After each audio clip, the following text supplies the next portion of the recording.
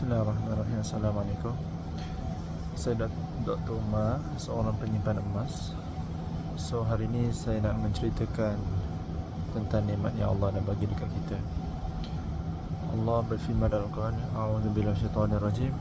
Wa in ta'uddu ni'matallahi la tuhsuha. Innal insana lazalumun kafar. Subhanallah.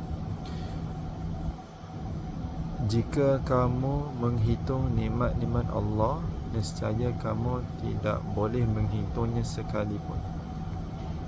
Sesungguhnya manusia itu sangat kufur dengan nikmat Tuhannya, dan dia menzalimi diri sendiri. Apa maksud Allah? Contohnya jantung kita. Allah dah bagi kita jantung yang berdegup setiap saat, setiap minit, setiap jam, hari, minggu, tahun daripada kita lahir sampailah sekarang. Dan jantung tu tak pernah berhenti. Dan setiap satu degupan jantung tu, dia menjadi satu sebab untuk kita bersyukur kepada Allah Subhanahu Wa Taala. Dalam satu hari kita ada bernafas berpuluh, beratus, beribu liter oksigen dengan paru-paru kita. Otak kita setiap hari berfungsi dengan baik. Kita boleh ingat apa yang berlaku pada masa yang lalu, dan kita boleh faham apa yang saya tengah cakap sekarang dengan izin Allah Subhanahu Wa Taala. Allah kurniakan kepada kita mata, dan mata ini boleh kelip. Setiap kali kelip tu, dia membasahkan semula mata yang kering supaya mata ini boleh kekal berfungsi dengan baik. Cara nak bersyukur kepada Allah ada beberapa cara. Cara pertama ialah simply kita sebut Alhamdulillah.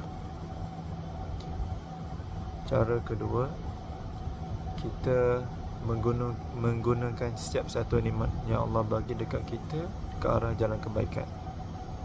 Contohnya dakwah, memberi manfaat kepada orang lain, atau menggunakan setiap satu nikmat Allah itu sesuai dengan apa yang Allah perintahkan kepada kita.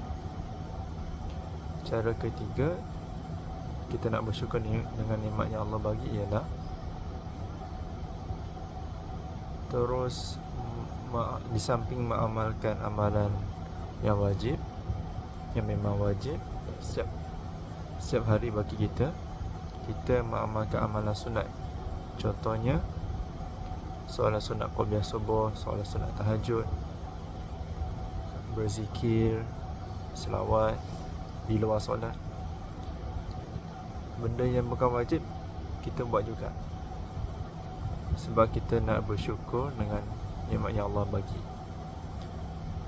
Ada satu hadis Nabi Muhammad sallallahu alaihi wasallam daripada ibu kita Sayyidatina Aisyah radhiyallahu anha pernah berkata, "Ya Rasulullah, kenapa kamu solat malam, yakni tahajud, sehingga bengkak kaki? Bukankah kamu telah dijanjikan syurga?" Apa yang Rasulullah sallallahu alaihi wasallam balas? Rasulullah sallallahu alaihi wasallam baginda bersabda, "Salahkah aku menjadi hamba Allah yang bersyukur?" Jadi bila kita nak bersyukur dengan nikmat yang Allah bagi, ada 3 cara. Macam saya cakap tadi, cakap Alhamdulillah, menggunakan nikmat Allah di jalan yang betul yang Allah telah perintahkan. Kedua, buat amalan sunat melebihi yang fardu. Alright. Assalamualaikum.